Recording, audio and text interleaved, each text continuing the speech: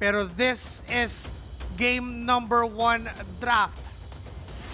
Nandyan ang laban ni Dokmen at ni X-Nova. We got you, bro. Up, Pero wait H2O. lang. Diba? Kaya din ni H2 tulungan Ay! si Dan, pero nandun yung Raging Sandstorm of Flicker.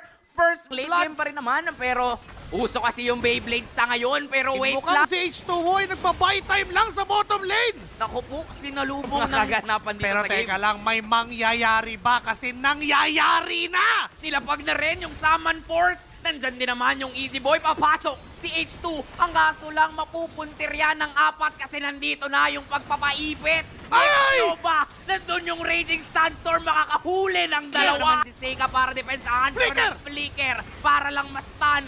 Wipeout secured para sa kaharian. Endable ba?